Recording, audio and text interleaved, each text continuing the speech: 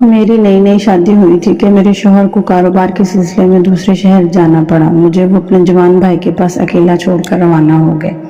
कुछ दिन तक तो सब नॉर्मल चलता रहा, मगर फिर मेरे देवर की नीयत खराब होने लगी। जब रात होती तो वो मेरे साथ जबरदस्ती करता। एक रात मेरा नाम शहनाज है और मैं ब्याह कर ऐसे घर में आई हूँ जहाँ सिर्फ दो जवान लड़के रहते हैं, एक मेरा शौहर और दूसरा मेरा देवर जी। मेरा देवर 18 साल के नौजवान खूबसूरत लड़का है और वो दूसरी मंजिल पर रहता है।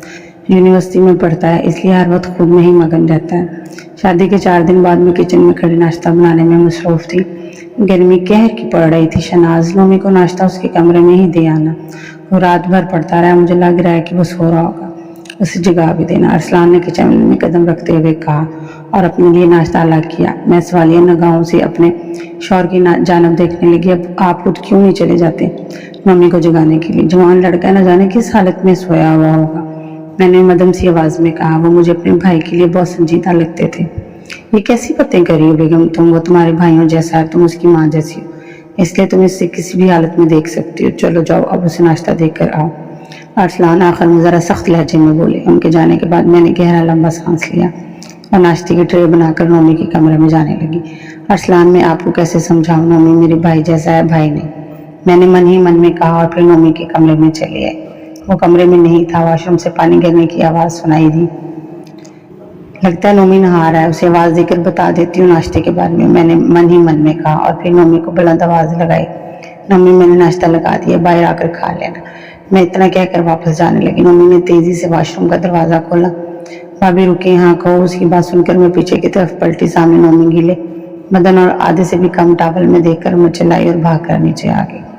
मेरी चीख सुनकर अरसलान नाश्ता छोड़कर कमरे से बाहर आए। नोमी भी भागा हुआ नीचे आया। क्या हुआ, क्यों चिल्ला रही हो? अरसलान ने पूछा। वो नोमी, मैंने भूले हुए सांस से कहा।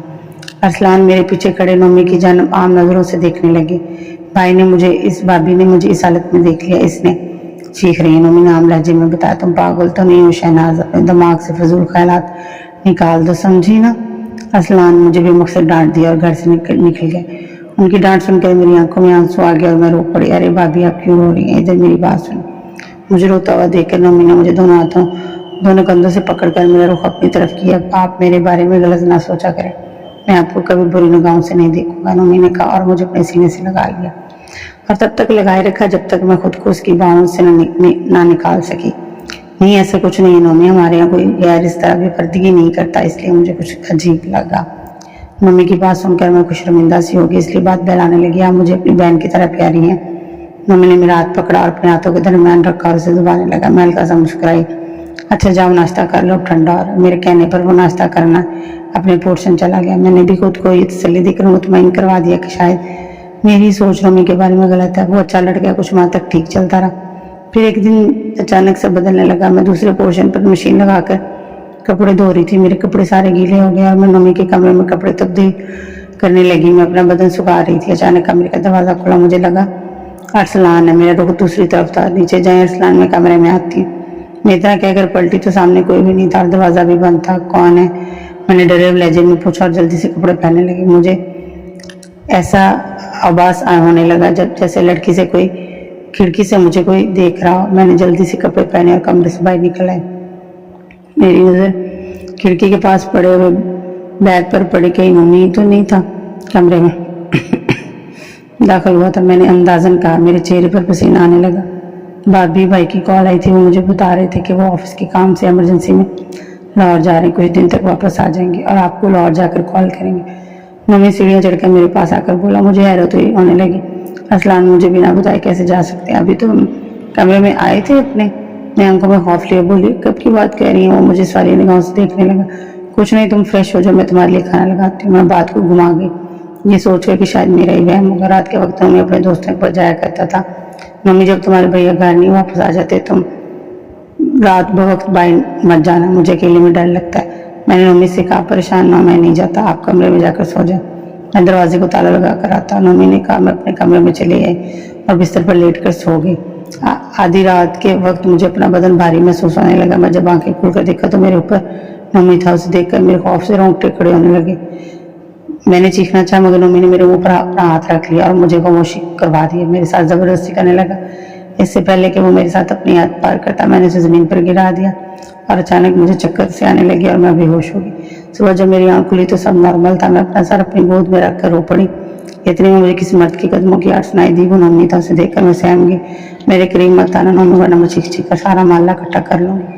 یہ کیسی باتیں کر رہی ہیں بھابھی؟ میں کیوں کچھ کروں گا آپ کے ساتھ؟ نومی میرے حالت دیکھ کر حیران ہونے لگا۔ رات کو تو میرے ساتھ زبردستی کر رہے تھے نا، مگر میں نے نہیں کرنے دی۔ پھر اچانک پتہ نہیں میں کیسے بے ہوش ہو گئی۔ میں روتے ہوئے رات کا حادثہ یاد کرتے ہوئے بولی، نہیں کب ایسا ہوا؟ اگر آپ بے ہوش ہو گئی تھی تو کیا میں آپ کے ساتھ زبردستی نہ کی ہوگی میری پیاری بھابھی جان؟ نومی نے میرے قریب آ کر بولا اور میرے چہرے کو گندے طریقے سے ہاتھ لگانے لگا۔ میں سمجھ گئی یہ سب خواب نہیں سچ تھا۔ نومی کے منہ سے شراب کی بو آ رہی تھی، وہ نشے میں تھا۔ تم نے میرے ساتھ ایسا کیا ہے نومی؟ میں نے روتے پوچھا۔ تو اور کیا کرتا؟ ہر وقت مجھے یہ کہتی کہ آپ کو مجھ سے عزت کا خطرہ ہے۔